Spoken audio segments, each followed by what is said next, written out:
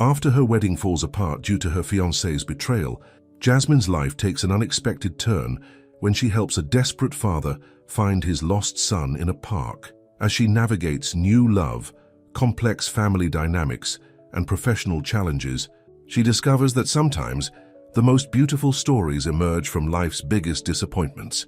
But before we continue with this story, make sure to hit subscribe and let us know in the comments where you're watching from today. The morning sun peeked through the windows of the bridal suite at the Golden Rose Hotel. Jasmine Carter stood in front of the mirror, her white wedding dress sparkling in the light. This was supposed to be the happiest day of her life. At 35, she had finally found the man she thought she would spend forever with, or so she believed.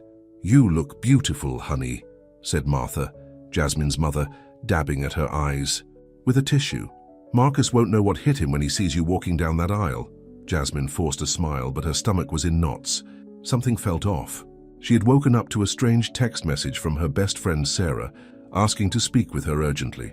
Sarah hadn't shown up for the morning preparations, which wasn't like her at all. "Mum, could you give me a minute? I need to make a phone call," Jasmine said, reaching for her phone. As soon as Martha left the room, Jasmine dialed Sarah's number. Her hands were shaking. "Jasmine, thank God you called." Sarah's voice was thick with emotion. "I've been trying to figure out how to tell you this all morning." "Tell me what, Sarah? You're scaring me." There was a pause on the other end of the line. "I saw Marcus last night. He was at the Blue Room with Victoria from his office. They were together, Jasmine, really together. Kissing, touching. I took pictures because I knew you wouldn't believe me otherwise." The room started spinning. Victoria was Marcus's new assistant, the one he had hired 3 months ago. The one he said was just a kid and needed mentoring. "Send me the pictures," Jasmine whispered. Seconds later, her phone buzzed. The images were crystal clear. Marcus and Victoria locked in an intimate embrace at a back booth of the popular downtown bar. The timestamp showed 11:43 p.m. the previous night, while Jasmine had been at home, getting her beauty sleep before the wedding. Her fiancé had been with another woman. "There's more," Sarah said quietly. "I asked around. This has been going on for months, Jasmine. Everyone at his office knows." "I'm so sorry." Jasmine sat down heavily on a nearby chair, careful not to wrinkle her dress. A dress that had cost more than 3 months of her teacher's salary. A dress she had spent hours picking out, imagining the look on Marcus's face when he saw her in it. "Does everyone know?" she asked, her voice barely audible. "Not the wedding guests, but a lot of people at his firm do. Victoria's been bragging about it to the other assistants." The door opened and Martha poked her head in. "Honey, the photographer wants to start the pre-ceremony shots. Are you ready?" "Mom," Jasmine's voice cracked, "I need you to come in here." Martha must have seen something in her daughter's face because she quickly closed the door behind her. "What's wrong, baby?" "The wedding's off." The words came out surprisingly steady. "Marcus has been cheating on me. Sarah has proof." Martha's face went from confusion to shock to anger in the span of seconds. "That no good son of a—" She stopped herself, took a deep breath, and sat next to her daughter. "What do you need me to do? Tell everyone to go home. Make up whatever." "Excuse you want, I can't face them right now." "Of course, sweetheart. But what about Marcus? Don't you want to confront him?" Jasmine looked down at her phone where another message from Sarah waited. "Actually, yes. Yes, I do." 20 minutes later, still in her wedding dress, Jasmine marched through the hotel lobby toward the groom's suite. Her mother had tried to convince her to change first, but Jasmine refused. She wanted Marcus to see her exactly like this, to understand exactly what he was throwing away. She didn't bother knocking. Using the keycard she had for emergencies, Jasmine threw open the door. Marcus was there with his groomsman, adjusting his bow tie in the mirror. He turned at the sound of the door, his face breaking into a smile that quickly died when he saw her expression. "Jasmine, what are you doing here? It's bad luck to—" "Bad luck?" Jasmine's laugh was hollow. "No, Marcus. Bad luck is what you're about to have when I tell everyone what you've been doing with Victoria." The color drained from his face. His groomsman, sensing the tension, started inching toward the door. "It's not what you think," Marcus started, but Jasmine held up her hand. "Save it. Sarah saw you last night. She has pictures. And apparently half your office has known for months while I walked around like an idiot, planning our perfect wedding. Jasmine, please, we can talk about this. Victoria means nothing to me. You're right about one thing. We're going to talk. But first, I'm going to walk into that ballroom full of our friends and family, and I'm going to tell them exactly why this wedding isn't happening, and then you're going to watch me walk away, just like I should have done the first time you lied to me about working late at the office." Marcus stepped forward, reaching for her arm. "Don't do this. Think about how it will look." Jasmine jerked away from him. "How it will look? I'm not the one who should be worried about appearances, Marcus. By the way, I already called your mother. She's waiting in the ballroom. I think she's especially excited to hear about how her perfect son has been behaving." The mention of his mother made Marcus pale even further. If there was one person he feared disappointing, it was his mother, the society matron who had pushed him into law school and monitored his social climbing with razor-sharp attention. "Please," he whispered, "I'll do anything." "You already did. Everything," Jasmine replied. "Everything to destroy us."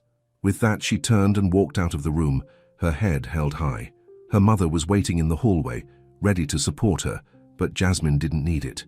For the first time since receiving Sarah's call, she felt strong. Yes, her heart was broken. Yes, she would cry later.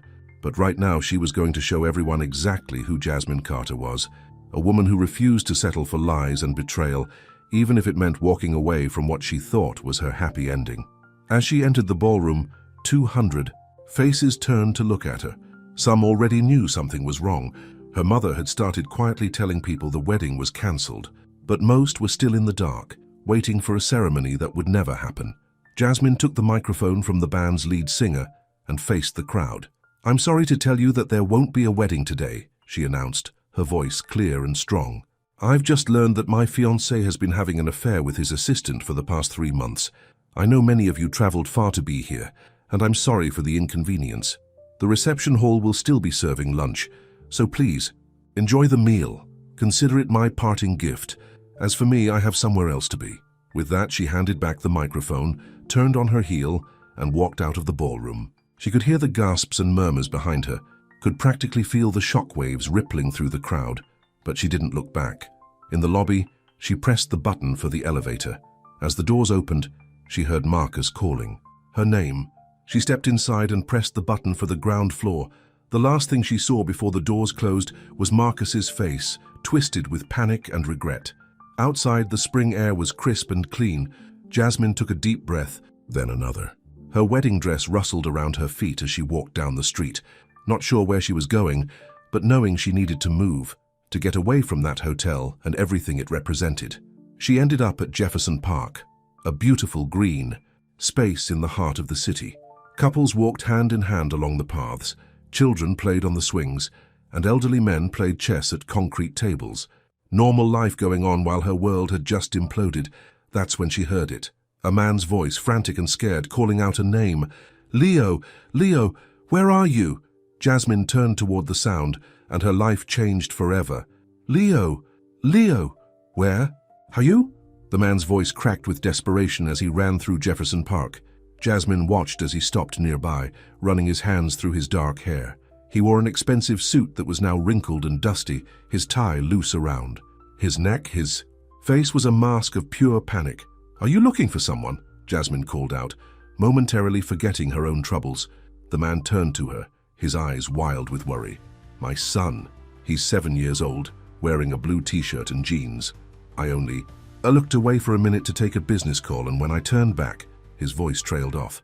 "I'll help you look," Jasmine said, gathering up her wedding dress. "What's his name?" "Leo. I'm Ethan. Ethan Grayson." He barely seemed to notice her bridal attire, too consumed with worry for his son. "We need to call the police." "Let's check the playground first," Jasmine suggested, her teacher's instincts kicking in. Kids often get distracted by the swings and slides. They hurried toward the playground, calling Leo's name. Other parents started to take notice, joining in the search. Jasmine's dress was getting dirty from the park paths, but she didn't care anymore.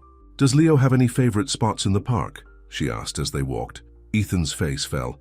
I don't know. I don't bring him here often enough. My assistant usually brings him while I'm at work."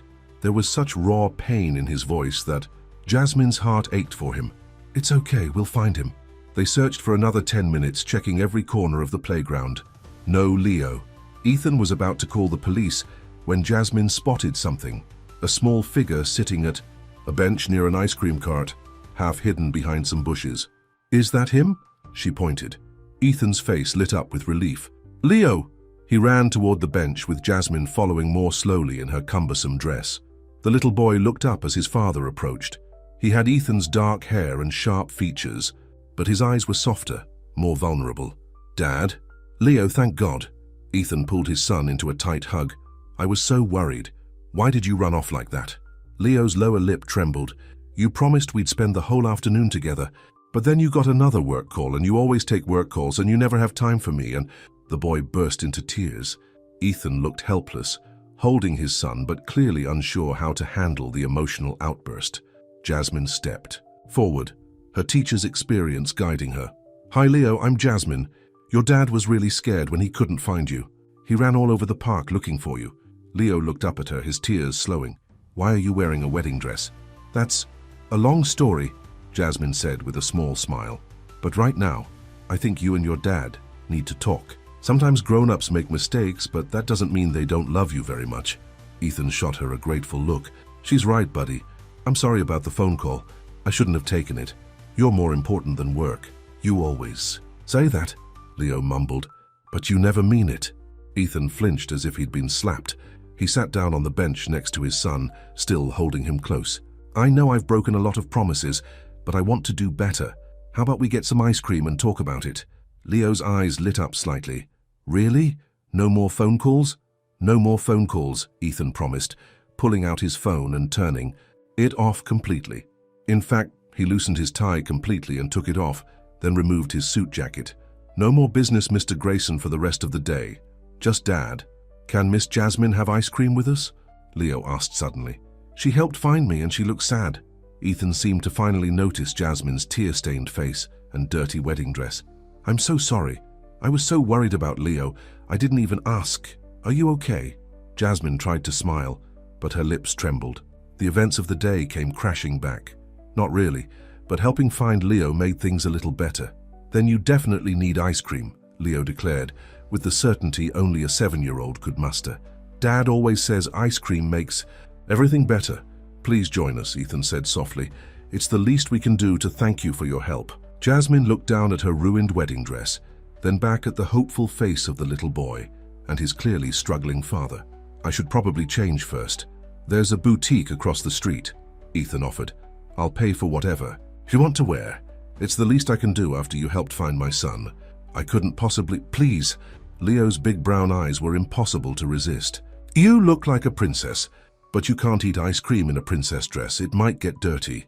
Jasmine couldn't help but laugh. "The dress is already pretty dirty from searching the park, but you're right. Ice cream requires more practical clothing." An hour later, Jasmine sat in the park wearing a simple sundress and sandals, eating chocolate ice cream with Leo and Ethan.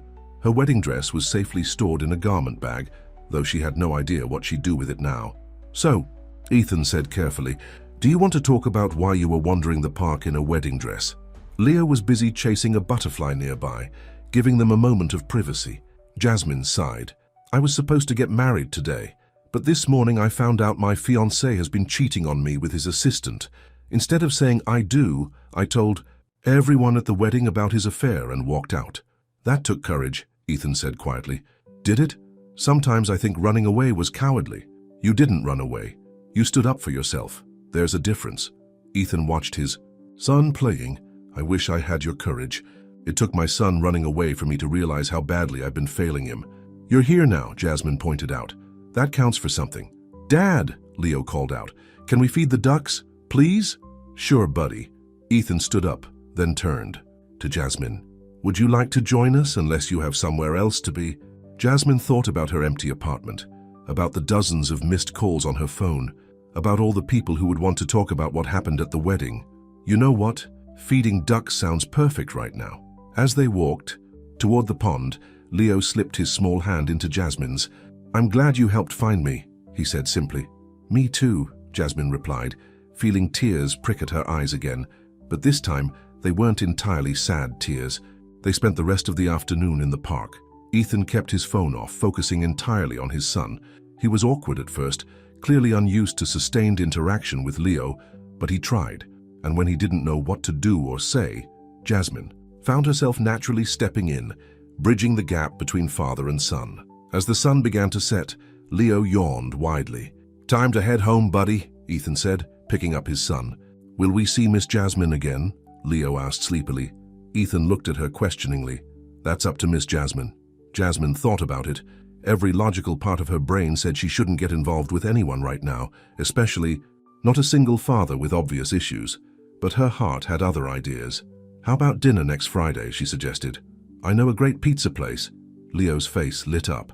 "Can we, Dad? Please?" "I'd like that," Ethan said softly. "Very much." As they exchanged phone numbers, Jasmine felt something she hadn't expected to feel today: hope. Her wedding day had turned into a disaster, but somehow it had also led her to this moment, with a sleepy 7-year-old smiling at her and a man who seemed just as lost as she was, but who was trying to find his way. Maybe, just maybe, this wasn't the end of her story. Maybe it was just the beginning. A month had passed since that fateful day in Jefferson Park. Jasmine sat at her desk in her third-grade classroom, grading papers during lunch break. Her phone buzzed with a text message from Ethan. "Leo got an A on his math test. He says it's because of your tutoring. Thank you." Jasmine smiled, remembering how their Friday pizza dinners had evolved into helping Leo with his homework. It hadn't been planned. Leo had simply pulled out his math worksheet one evening, struggling with fractions, and Jasmine's teacher instincts had kicked in. Another message came through. "Having dinner at my place tonight. Leo's making his world-famous spaghetti." "Wouldn't miss it," she replied, her heart warming at the thought. Sarah, who was having lunch with her in the classroom, noticed her expression. "Let me guess, another text from Mr. Tall, dark, and complicated." "He's not complicated," Jasmine defended, though they both knew it wasn't true. "Honey, he's a workaholic single dad with trust issues and an ex-wife who's still in the picture. That's the definition of complicated." Sarah took a bite of her sandwich. "I just don't want to see you get hurt again. It's only been a month since Marcus." "This is different," Jasmine insisted. "Ethan and I are just friends. He needs help with Leo and I need the distraction." "Right, because friends look at each other the way he looks at you when he thinks no one's watching." Sarah raised an eyebrow. "Just be careful, okay?" Later that evening, Jasmine stood in Ethan's impressive kitchen, watching Leo carefully stir the pasta sauce while wearing an oversized chef's hat. Ethan hovered nearby, clearly nervous about his son being near the stove. "Dad, you're doing it." "Again," Leo complained. "You promised to let me cook." "He's fine, Ethan," Jasmine assured him. "I'm right here watching him." Ethan relaxed slightly, but his phone buzzed before he could respond. His face fell as he read the message. "Work?" Jasmine asked, already knowing the answer. "Thompson Industries wants to move up the merger timeline. They're calling an emergency board meeting." He looked at Leo, who had gone very still at the stove. "Buddy, I'm so sorry." "It's okay," Leo said in a small voice that made it clear it wasn't okay at all. "Miss Wilson can watch me, she always does." "No," Ethan said firmly, surprising both Leo and Jasmine. "Not this time. The board can wait until tomorrow." He typed out a quick message on his phone, then turned it off completely, something Jasmine had noticed he'd started doing more often during their time together. Leo's face lit up. "Really, you're staying? Really? Can't miss your world-famous spaghetti, can I?" The smile that spread across Leo's face was worth everything. He threw himself into his father's arms, sauce-covered spoon and all, leaving a red stain on Ethan's expensive white shirt. "Oh no!" Leo looked horrified. "Your shirt!" But Ethan just laughed, really laughed, in a way Jasmine had never heard before. "It's just a shirt, buddy. Now, how about you teach me how to make this sauce of yours?" As father and son worked together at the stove, Jasmine felt her heart swell. She'd seen the changes in both of them over the past month. Leo was more confident, more willing to express his feelings instead of running away. And Ethan was learning to be a father instead of just a provider. The doorbell rang, interrupting the moment. "I'll get it," Jasmine offered, heading to the front door. She opened it to find a striking woman in her late 30s, dressed in designer clothes and wearing an expression of barely concealed disdain. "Who are you?" the woman demanded. Before Jasmine could answer, she heard Ethan's voice behind her. "Olivia, what are you doing here?" "I came to see my son." Olivia, Ethan's ex-wife, said coldly. "I didn't realize you had company." "Dad, the sauce is bubbling," Leo called from the kitchen. "Go," Jasmine said softly to Ethan. "I've got this." Ethan hesitated, looking between Jasmine and Olivia, but the sound of Leo's voice won out. He headed back to the kitchen, leaving the two women facing each other. "So," Olivia said, her eyes scanning Jasmine from head to toe. "You're the teacher I've been hearing so much about, the one who's been playing house with my family." "I'm Jasmine Carter. I'm a friend of Ethan and Leo's." "A friend?" Olivia's laugh was sharp. "Please, I know your type. You see a wealthy single father, a vulnerable little boy, and you think you've hit the jackpot." Jasmine felt her temper flare. "You don't know anything about me. I know you were left at the altar a month ago. Word gets around in certain circles. Tell me, is Ethan your rebound or is he just convenient?" "Mom!" Leo appeared in the hallway, his chef's hat slightly askew. "You're early. We're making spaghetti." Olivia's entire demeanor changed, her face softening into a warm smile. "Hello, darling, something smells wonderful." She brushed past Jasmine and went to hug her son. Ethan appeared behind Leo, his expression guarded. "Olivia, we agreed you'd pick Leo up tomorrow morning." "Plans change," Olivia said smoothly. "Besides, I wanted to meet the woman our son keeps talking about." She turned to Leo. "Darling, why don't you go pack an overnight bag? We can have dinner at my place instead." But we're cooking." Leo looked between his parents, his earlier happiness fading. "Leo stays here tonight," Ethan said firmly. "He's cooking dinner for us, and I won't let you disappoint him." "Us?" Olivia's eyes narrowed. "You mean you and your new girlfriend?" "Miss Jasmine isn't Dad's girlfriend," Leo piped up. "She's our friend. She helps me with math and reads me stories and doesn't take work calls during dinner." The last part was clearly a dig at both his parents, and both Ethan and Olivia had the grace to look ashamed. "Leo, honey," Olivia started, but Ethan cut her off. "The custody agreement is clear, Olivia. Your time with Leo starts tomorrow morning. Right now our son is in the middle of cooking dinner, and I won't let you ruin this for him." Something in Ethan's voice, a strength that hadn't been there before, made Olivia step back. "Fine," she said tightly, "but this isn't over, Ethan. We need to talk about arrangements." After she left, the happy atmosphere of earlier had evaporated. Leo stood in the hallway, his chef's hat now clutched in his hands. "Is Mom mad because of Miss Jasmine?" he asked in a small voice. Jasmine's heart broke. "Maybe I should go." "No!" Both Leo and Ethan spoke at the same time. "Please stay," Leo added. "The sauce is almost ready." Ethan moved closer to Jasmine, speaking quietly. "I'm sorry about Olivia. She's protective. She's worried about Leo, I understand that." "She's worried about losing control," Ethan corrected. "Ever since the divorce, she's used Leo as a way to manipulate me. But seeing you with him, seeing how a real family could work," he trailed off, seeming to realize what he'd said. Jasmine felt her heart skip a beat. A real family? Is that what they were becoming? "The sauce!" Leo's cry broke the moment, and they all rushed to the kitchen. The sauce wasn't ruined, though it had bubbled over slightly. As they cleaned up the mess together, laughing and joking, Jasmine couldn't help but think about Olivia's words. Was she really just rebounding with Ethan? Was she fooling herself about this just being friendship?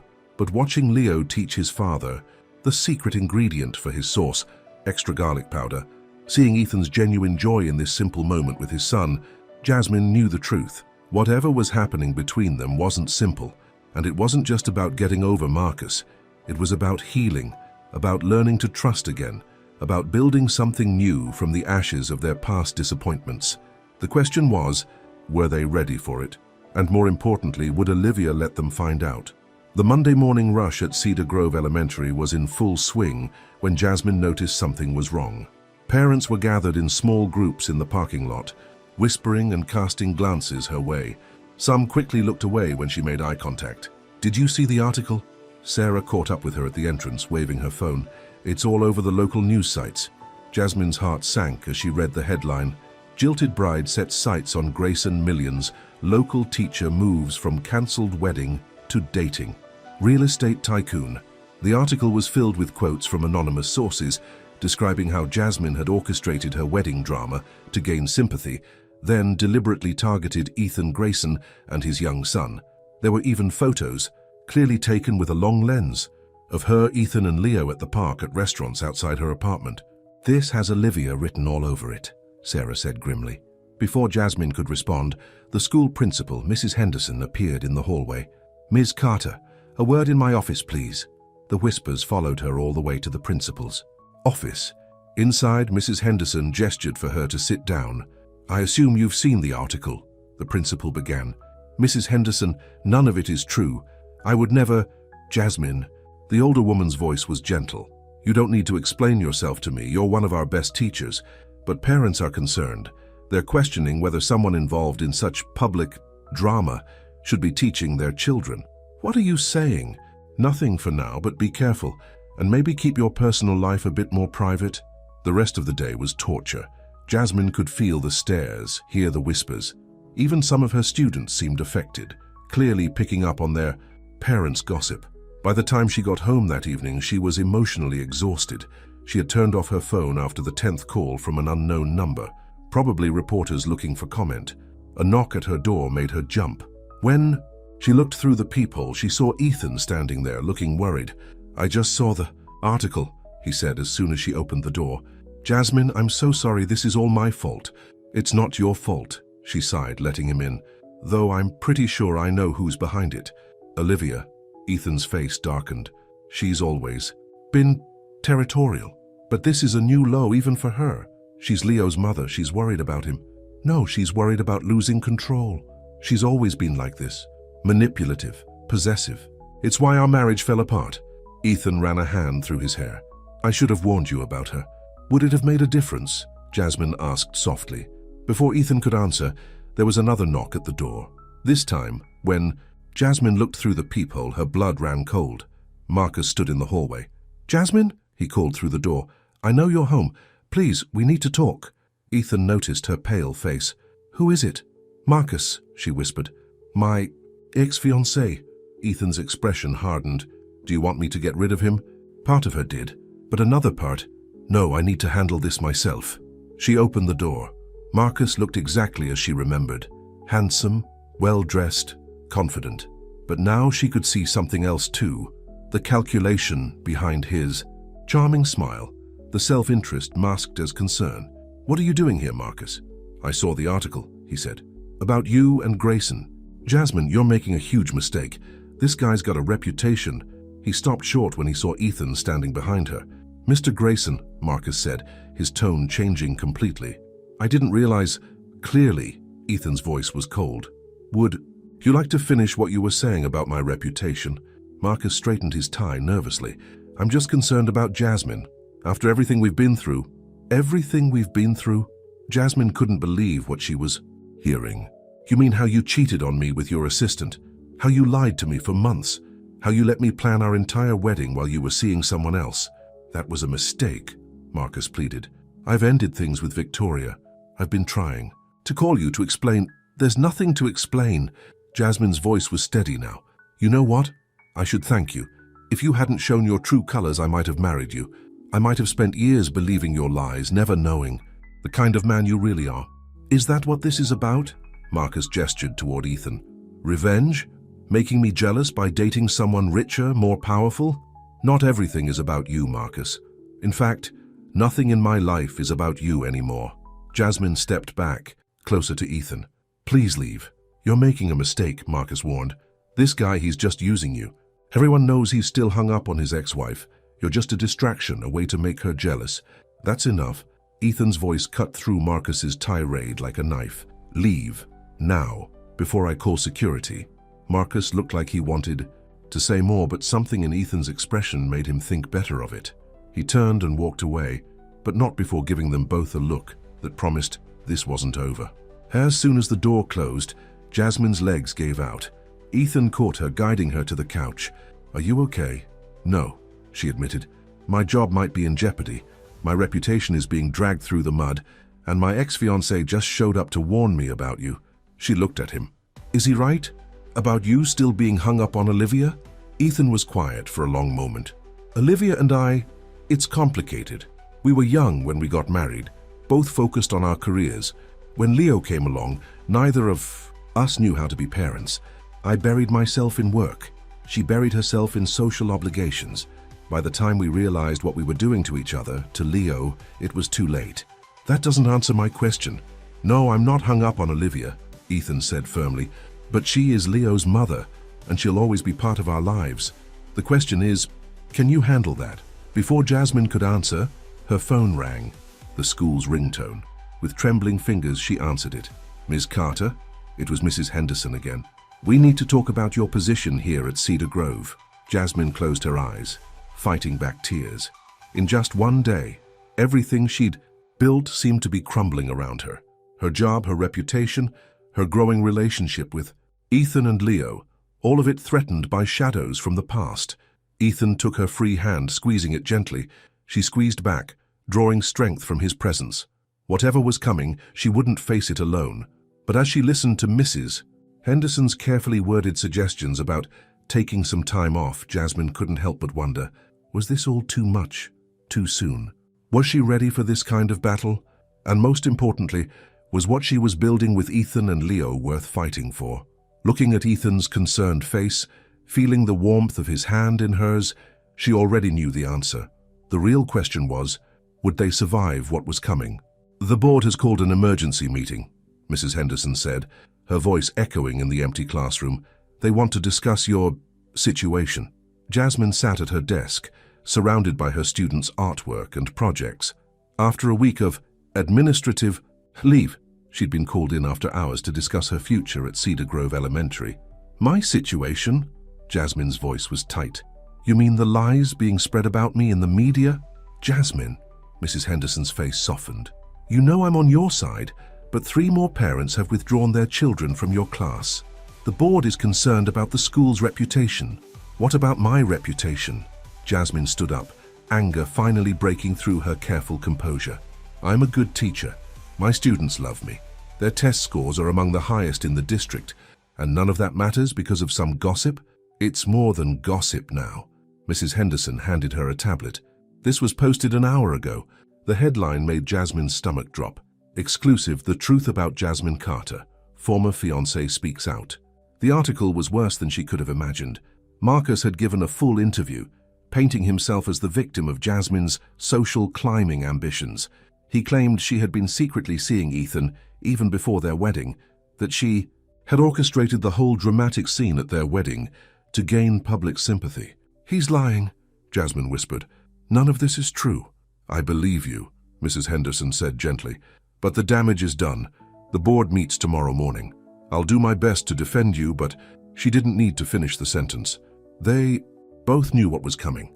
Jasmine drove home in a daze, tears blurring her vision. When she pulled into her apartment complex, she saw a familiar car parked outside. Olivia Grayson stepped out, looking as polished and intimidating as ever. "We need to talk," Olivia said as Jasmine got out of her car. "I really don't have the energy for this right now. It's about Leo." Olivia's words stopped Jasmine in her tracks. "And Ethan, and what your little soap opera is doing to my family."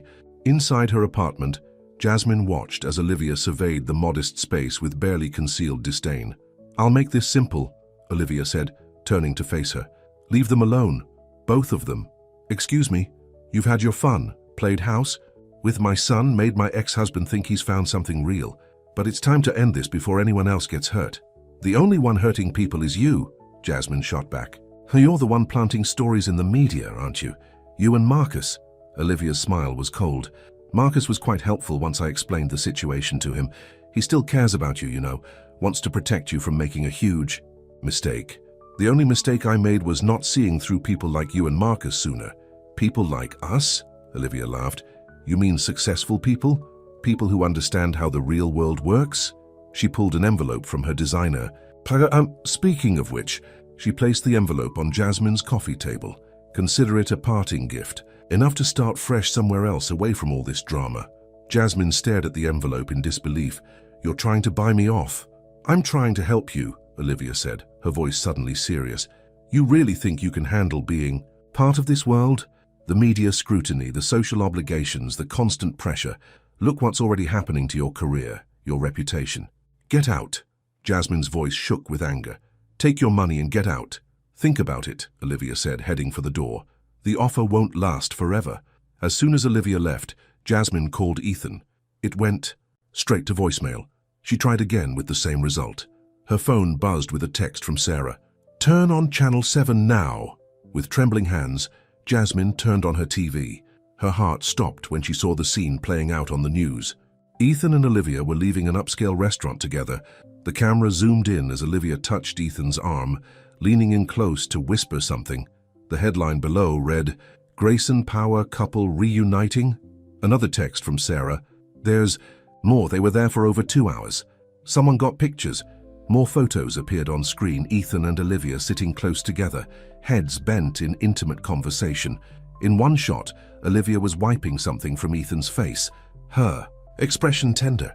Jasmine felt like she couldn't breathe. Why hadn't Ethan told her he was meeting Olivia? Why hadn't he answered her calls? Her phone buzzed again. Leo's babysitter, Miss Wilson. Mr. Grayson asked me to stay late. Said he had an important dinner meeting. Is everything okay? Before Jasmine could respond, there was a knock at her door. Her heart leapt, thinking it might be Ethan coming to explain. But when she opened the door, she found Marcus standing there. I know you're hurting, he said softly. I saw the news. Let me help you through this, like you helped Olivia spread lies about me. Marcus had the grace to look ashamed. She can be very persuasive, but seeing what they're doing to you, it's not right. I want to make things right by destroying my career, my reputation. By telling the truth. Marcus stepped closer. I'll retract everything I said. I'll tell everyone how Olivia manipulated me, how she orchestrated this whole thing. Jasmine studied his face, looking for the man she'd once thought she loved. Why would you do that? Because I still love you, Marcus said, and because you deserve better than being another chapter in the Grayson family drama. As if on cue, her phone buzzed with a text from Ethan. Need to talk, can I come over? Jasmine stared at the message, then at Marcus, then at the TV still showing pictures of Ethan and Olivia together. What's it going to be, Jasmine? Marcus asked softly. Are you ready to hear the truth about Ethan Grayson? Standing in her doorway, caught between her past and what she'd thought was her future, Jasmine had never felt more lost. The man she'd almost married was offering redemption, while the man she was falling for seemed to be slipping away. And, somewhere across town, a little boy who had stolen her heart was waiting for his father to come home, unaware that his whole world might be about to change again. What was the right choice? Who could she trust? And most importantly, what was the truth behind Ethan's dinner with Olivia? The answers would change everything, if she was brave enough to face them. Are you ready to hear the truth about Ethan? Grayson? Marcus's words hung in the air as Jasmine's phone buzzed again with another message from Ethan. Please, it's not what you think. Get out, Marcus, Jasmine said quietly. Jasmine, I said get out! Her voice rose. I don't need your help, your truth, or your manipulation. I need you to leave, now. After Marcus left, Jasmine stared at her phone, at Ethan's messages. Her finger hovered over the reply button when another knock came at her door. This time, it was Leo. Leo, Jasmine's heart dropped. What are you doing here? Where's Miss Wilson? I ran away, Leo admitted, his small face determined. I heard Miss Wilson talking on the phone about Dad and Mom being together at a restaurant, and I had to see you. Oh, sweetie. Jasmine pulled him into a hug, then quickly texted Miss Wilson to let her know Leo was safe. You can't run away like that. Everyone must be so worried. Are you and Dad breaking up? Leo's voice was small. Is he getting back together with Mom? It's complicated, honey. Jasmine led him to the couch. And your dad and I weren't exactly... Don't say you're just friends, Leo burst out. I'm not a baby. I see how you look at each other. I see how happy Dad is now. He laughs and plays and doesn't work all the time anymore, and you make us feel like a real family. Tears pricked at Jasmine's eyes. Before she could respond, her phone rang. Ethan. He's here, she said as soon as she answered. Leo's with me. Thank God. Ethan's voice was raw with relief. I'm on my way. 20 minutes later, Ethan arrived, still wearing his dinner suit. His tie was loose, his hair messy from running his hands through it. Leo, he said as soon as he entered, don't ever do that again. You scared us all to death. Why were you with Mom? Leo demanded. Are you getting back together? Ethan looked at Jasmine, then back at his son. No, buddy. Your mom and I are not getting back together. That dinner, it wasn't what it looked like. Then what was it? Jasmine asked quietly. Ethan sat down heavily. Olivia called, said she had proof that someone was embezzling from the company foundation, the children's charity we started together.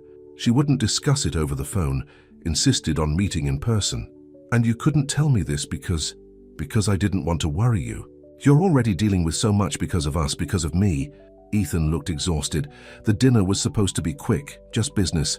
But Olivia kept dragging it out, insisting we needed to discuss Leo's future, our past. She made. Sure, the photographers were there, Jasmine realized. I should have seen it coming. Ethan ran a hand through his hair. She's always been good at manipulation, but I never thought she'd go this far. She came to see me, Jasmine said. Offered me money to leave you and Leo alone. Ethan's face darkened. She what? She's scared, Leo said suddenly, making both adults turn to him. Mum's scared of losing me. That's what she told Aunt Rachel on the phone last week. She said she couldn't lose her family again. Jasmine felt her anger towards Olivia soften slightly. Fear made people do desperate things. She knew that all too well. Your mom loves you very much, she told Leo. She's just not handling things well right now. But I love you too, Leo said. And I don't want you to go away because Mom's scared. Ethan moved to sit next to his son. Nobody's going away, buddy, but we need to figure out how to make this work. All of us. Including Mom? Including your mom, Jasmine said firmly. She'll always be your mother, Leo. Nothing changes. That. Ethan looked at her with such gratitude and love that it made her heart skip. I don't deserve you, he said softly. That's not true, Leo protested. You deserve to be happy, Dad. Both of you do.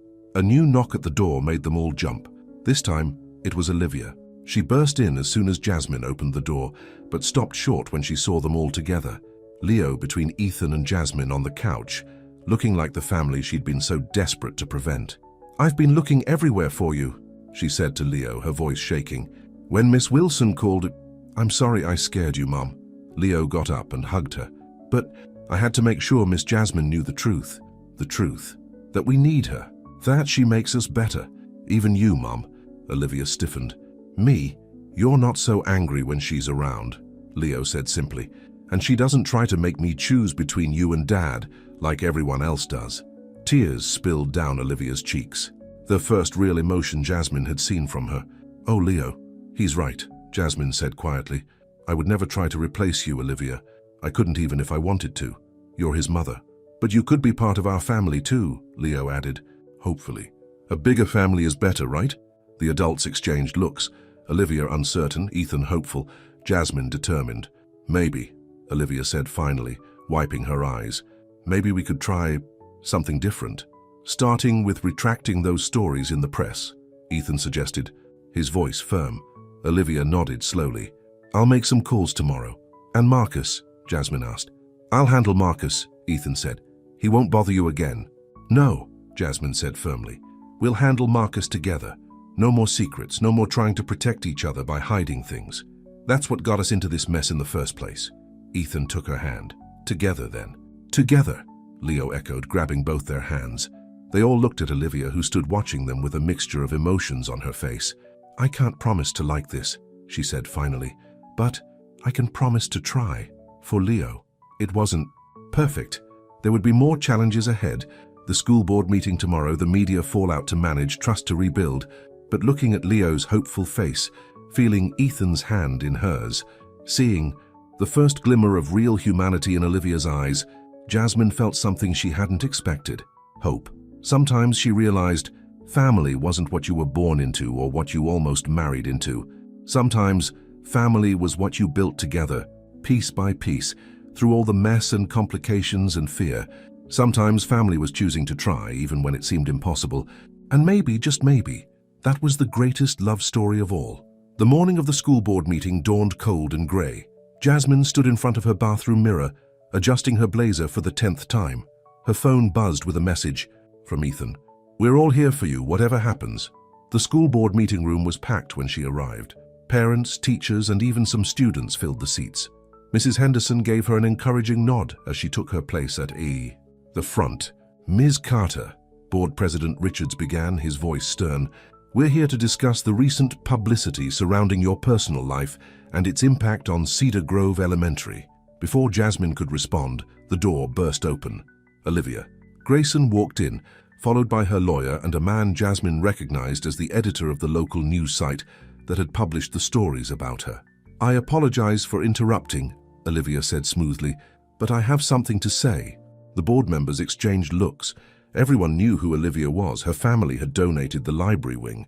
The recent stories about Ms. Carter were false, Olivia announced. They were planted by me and others in an attempt to discredit her. Mr. Phillips here, she gestured to the editor, has signed a full retraction. It will be published within the hour. Murmurs filled the room. Jasmine stared at Olivia in shock. Furthermore, Olivia continued, I want to personally attest to Ms. Carter's character. My son is not in her class, but she has been tutoring him in mathematics. His grades have improved dramatically. More importantly, she has shown him, and all of us, what true integrity looks like. Mrs. Grayson, Board President Richards said carefully, while we appreciate your candor, there are still concerns about Ms. Carter's judgment. If I may? A new voice spoke up from the back. Sarah stood, holding a thick folder. I have letters here from every parent in Ms. Carter's class supporting her. I also have her students' test scores from the past semester, the highest improvement rate in the district. More voices joined in. Teachers, parents, even the school janitor who talked about how Jasmine stayed late to help struggling students. The tide was turning. Then Marcus walked in. I have something to say too, he announced. Jasmine's heart stopped. But before Marcus could speak, Ethan stepped in front of him. No, you don't, Ethan said quietly, unless you want the SEC to hear about those irregular trades you've been making.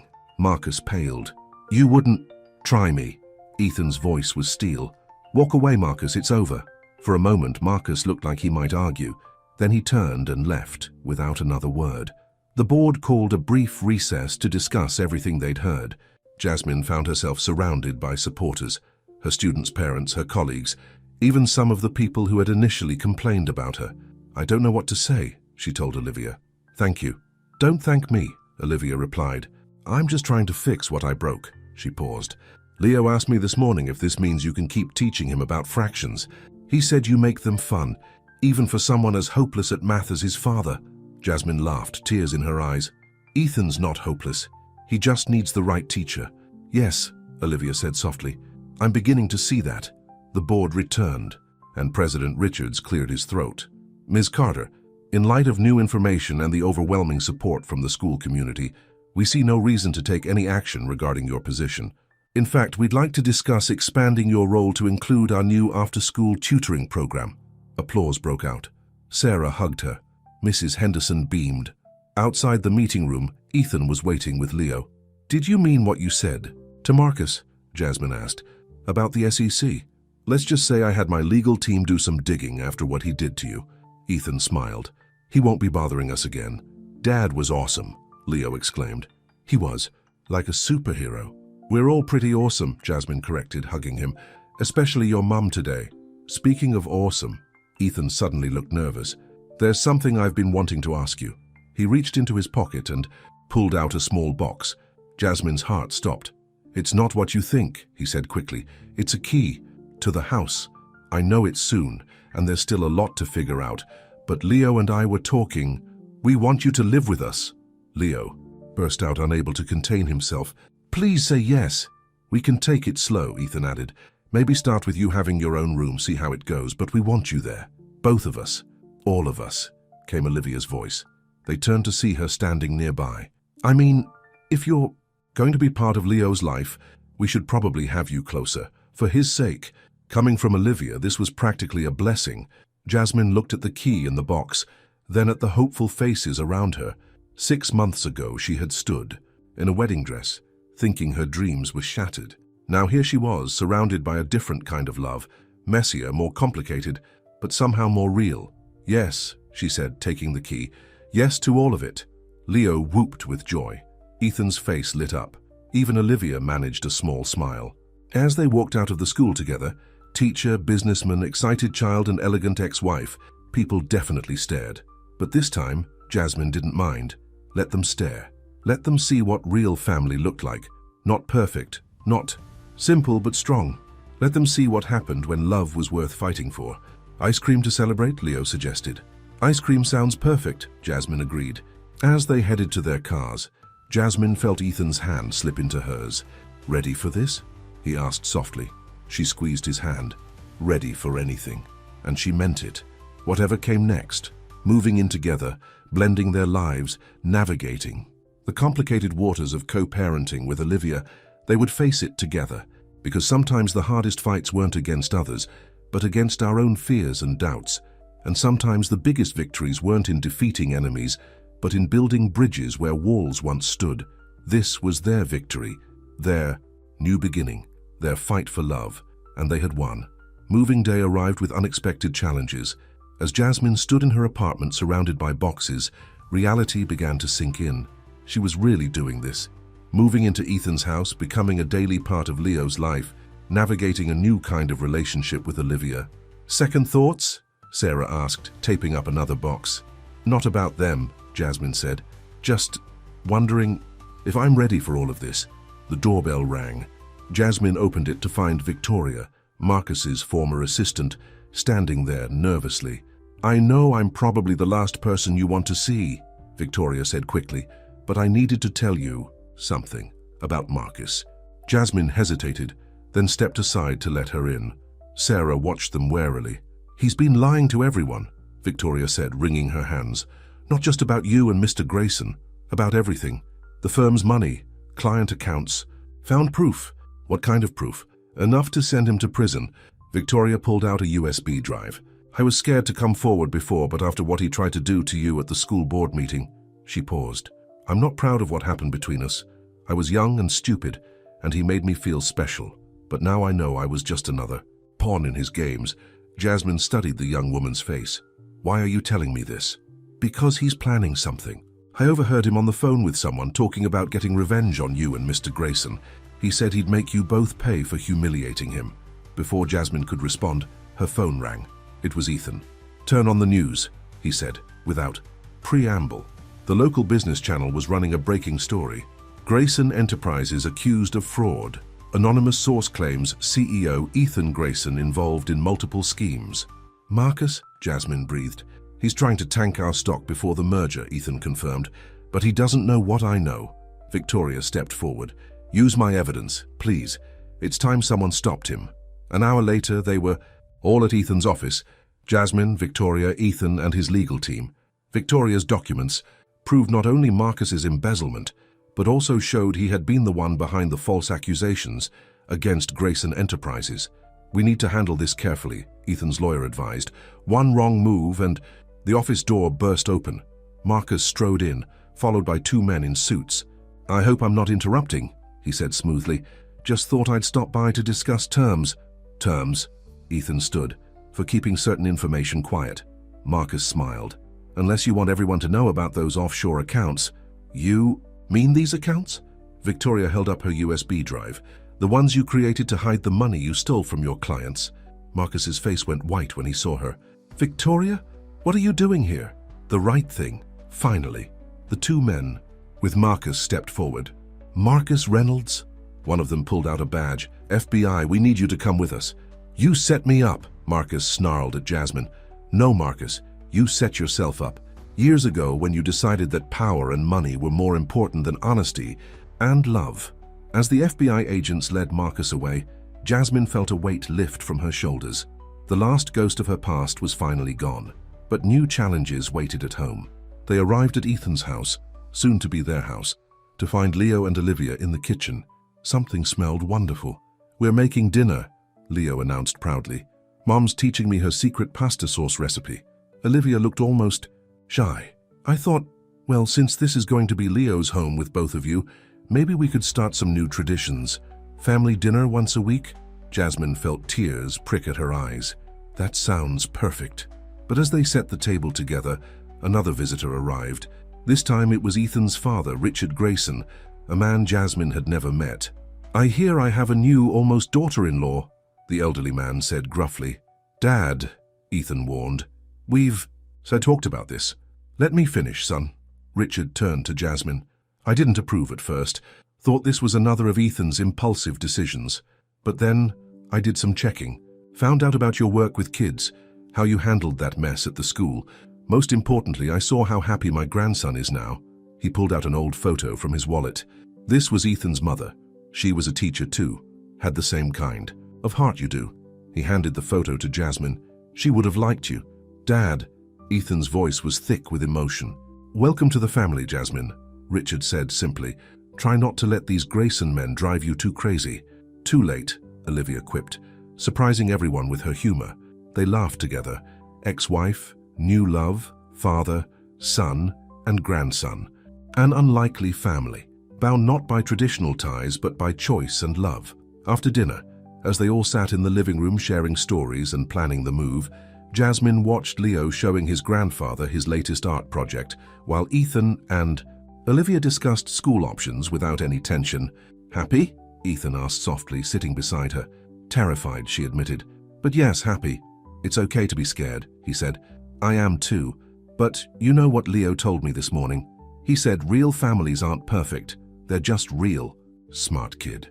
He gets that from his mother, Olivia called out, making them all laugh again. As the evening wound down, Jasmine found herself in what would soon be her home office. The walls were still bare, waiting for her touch. Through the window, she could see the garden where she and Leo had already planned to plant flowers in the spring. This wasn't the life she had imagined for herself. It was messier, more complicated, and infinitely more real than any fantasy. She'd had about perfect weddings and happily ever afters, but standing there, listening to the sounds of her new family downstairs, Jasmine knew one thing for certain. She wouldn't have it any other way. Sometimes the hardest truths led to the greatest joys. Sometimes the biggest confrontations brought the deepest peace. And sometimes, just sometimes, what looked like an ending was really just the beginning of a much better story. 3 months.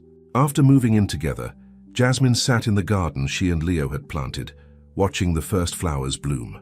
The morning sun cast long shadows across the newly installed playground equipment, a compromise between Ethan's desire to give Leo everything and Jasmine's insistence that kids needed to earn some things. Deep thoughts? Olivia's voice startled her. They had settled into a routine of Saturday morning handoffs for Leo's weekend visits with his mother. Just thinking about how much has changed, Jasmine admitted. Olivia sat down beside her on the garden bench. Leo got an A on his math test yesterday. He said it was because of those fraction games you invented. He's a smart kid. He just needed to find the fun in it. Like you helped me find the fun in co-parenting. Olivia's smile was genuine now, something that still surprised Jasmine sometimes. Before Jasmine could respond, Leo burst out of the house, followed by Ethan carrying his overnight bag. Mom, can Miss Jasmine come to my piano recital next week? It's at the same time as my weekend with you, but I really want her there. Olivia and Jasmine exchanged looks. This was new territory, the first major event during Olivia's time. Of course she can come, Olivia said smoothly. In fact, why don't we all go together? We can have dinner afterward at that Italian place. Sure you like? Leo's face lit up. Really? All of us?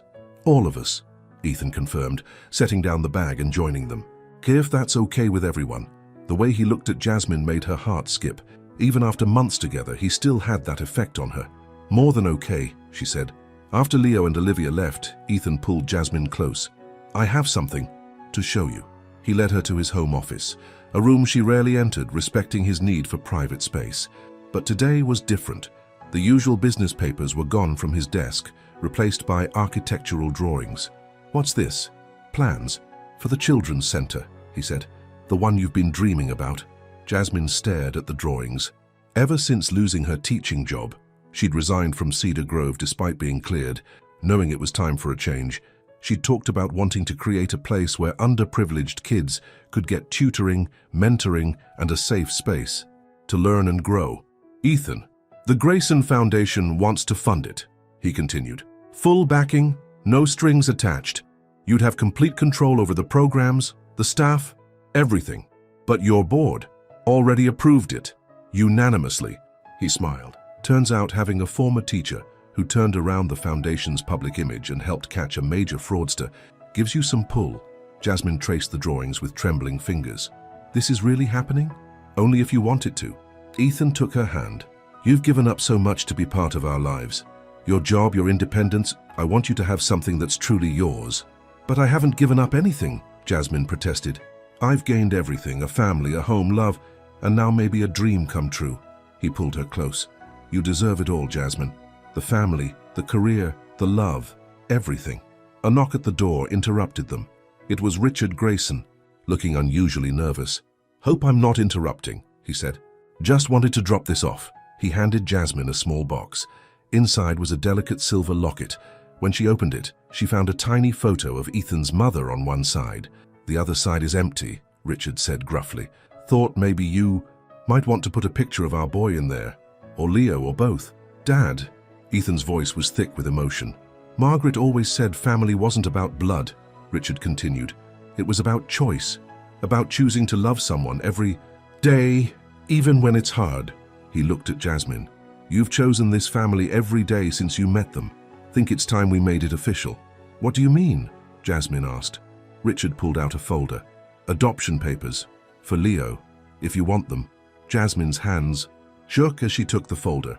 "But Olivia, it was her idea," Ethan said softly. "She came to me last week. Said Leo deserves to have you as more than just Dad's girlfriend or Mum's friend. Said he deserves to have you as his other mother, legally and officially. But only if you want it," came Olivia's voice from the doorway. She and Leo stood there, having come back for a forgotten schoolbook. "Please say yes," Leo begged. "Then you'll really be my mum too. Forever." Jasmine looked at the faces around her. Ethan's hope, Richard's gruff approval, Olivia's careful acceptance, and Leo's pure joy. "Are you sure?" she asked Olivia. "Really sure. I'm sure that my son deserves all the love he can get," Olivia said simply. "And I'm sure that you love him as much as I do. Different, but just as much." Tears streamed down Jasmine's face as she nodded. "Yes, yes, to all of it." Leo launched himself into her arms. Ethan wrapped them both in a hug. Richard wiped suspiciously at his eyes, and even Olivia smiled. Later that night, after everyone had gone and Leo was asleep, Jasmine stood in the garden again. The flowers she and Leo had planted were reaching toward the sky, growing stronger every day. Like love, she thought. Like family. Like the choice to believe in second chances and new beginnings. Ethan joined her, wrapping his arms around her from behind. "Happy? More than I ever thought possible," she admitted. "A little scared too." "Of what?" "Of how much I love you all, of how right this feels, of losing it." He turned her to face him. "You won't lose us. We chose you, Jasmine, and you chose us. Every day, in 100 little ways, we choose each other." "Is it really that simple?" "No," he laughed. "It's complicated and messy and sometimes hard, but that's what makes it real. That's what makes it worth choosing." As they stood in their garden, surrounded by the life they were building together, Jasmine knew he was right. Love wasn't about perfect moments or fairy tale endings. It was about choices, the choice to trust again, to risk again, to believe again. And she was choosing this, all of it, every wonderful, complicated, beautiful piece of it. Tomorrow there would be more decisions to make, about the children's center, about the adoption, about their future together. But tonight, in this moment, all that mattered was that they had chosen love, and love in all its imperfect glory had chosen them right back. 1 year to the day after Jasmine had walked out of her wedding in tears, she stood in front of another mirror, in another dress. But this time everything was different. "You look beautiful," Sarah said, adjusting the simple white sundress, "and much happier than last time." "I am happier," Jasmine replied, touching the silver locket that held photos of Ethan and Leo. "Everything's different now." The backyard of their home had been transformed. The garden Jasmine and Leo had planted provided a natural backdrop of colorful flowers. Simple white chairs were arranged in a semicircle around a flower-covered arch. No fancy hotel ballrooms this time, no elaborate decorations, just home, family, and love. "Miss Jasmine," Leo poked his head in, looking handsome in his suit. "Can I come in?" "Of course, sweetie." Leo entered, followed by Olivia, who was carrying a small gift box. "We wanted to give you something before the ceremony," she said. Inside the box was a charm bracelet. Each charm represented a moment in their shared journey: a tiny park bench for their first meeting, a school book for Leo's tutoring, a house for their home, a flower for their garden. "The last charm is empty," Leo explained. "Mum said we can add new ones as we make more memories." Tears welled in Jasmine's eyes. "It's perfect. Save some tears for the ceremony," Olivia teased gently. "Come on, Leo. Let's make sure your father isn't wearing one of those horrible ties he loves." After they left, Sarah hugged Jasmine tight. "A year ago, if someone had told you your ex-fiancé's fraud would be exposed, you'd be running a children's center and you'd be marrying a wonderful man with your soon-to-be adopted son and his ex-wife helping plan the wedding, I would have said they were crazy," Jasmine laughed. "But sometimes the craziest stories are the truest ones." A knock at the door revealed Richard Grayson. "Ready? They're all waiting. Will you walk me down the aisle?" Jasmine asked impulsively. Her own father had passed away years ago, and over the past year, Richard had become like a father to her. "Thought you'd never ask," he said gruffly, offering his arm. The ceremony was everything their first attempt at a wedding hadn't been: warm, personal, real. Leo stood between his parents, holding both their hands. Olivia sat in the front row, smiling genuinely. Their friends and family, not society's idea of who should be invited, but the people who truly mattered, filled the chairs. A year ago, Ethan began his vows. I was lost. I had success, wealth, everything society said should make me happy, but I was failing at the most important thing, being a father, being a man worthy of love. Then my son ran away in a park, and this beautiful woman in a wedding dress helped me find him. She helped me find myself too. Jasmine squeezed his hands as she began her own vows. A year ago, I thought my heart was broken beyond repair. I thought love was about perfect moments and fairy tale endings. But real love, true love, is about choice. It's about choosing each other every day, through the hard times and the joy. It's about building something together, even when it's messy and complicated. It's about creating family in unexpected ways. Do you have the rings? The officiant asked. I do. Leo stepped forward proudly, then paused. Actually, we have something else first. He pulled out a second ring, a smaller one on a delicate chain. This is for you, Miss Jasmine. Well, Mom Jasmine now. The judge said the adoption will be final next week, but I couldn't wait to give you this. Through tears, Jasmine knelt down to let Leo put the necklace on her. The ring nestled next to the locket right over her heart. The rest of the ceremony passed in a blur of happiness. As they exchanged rings and were pronounced husband and wife, Leo wrapped his arms around both of them. At the reception, held right there in their backyard, everyone commented on how different this wedding was from what might have been a year ago. The food was simple but delicious, including Leo's world-famous spaghetti. Children from Jasmine's Center performed a song they'd written specially for the occasion. Even Marcus's former assistant Victoria came, now running her own successful consulting firm. To new beginnings, Richard toasted, raising his glass. And to the family we choose.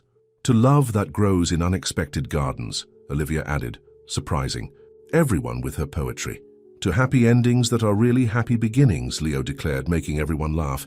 Later, as the sun set and their guests danced on the lawn, Jasmine and Ethan swayed together under the stars. Having any regrets? He asked softly. About any of it? Jasmine watched Leo teaching Richard some complicated dance move while Olivia laughed and took pictures. She saw Sarah and Victoria deep in conversation by the flower garden. She felt the weight of her new rings, both the wedding band and Leo's gift, and the love they represented. Not a single one, she said. Every step, every choice, every complicated moment led us here, and here is exactly where I want to be. Even with all the drama? Especially with all the drama. She smiled. It makes for a better story. Speaking of stories, Ethan's eyes twinkled. Leo has an announcement he wants to make. Should we let him? On cue, Leo rushed over, barely containing his excitement. Can I tell her now? At Ethan's nod, Leo burst out. We're expanding the children's center.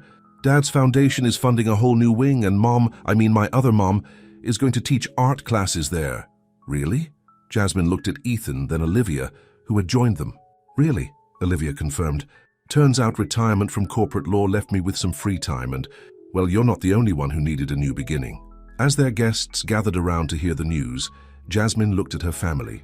Her husband, her son, her unexpected friend in her husband's ex-wife, her father-in-law who had become a true father, her best friend who had stood by her through everything, and all the people who had played a part in their story.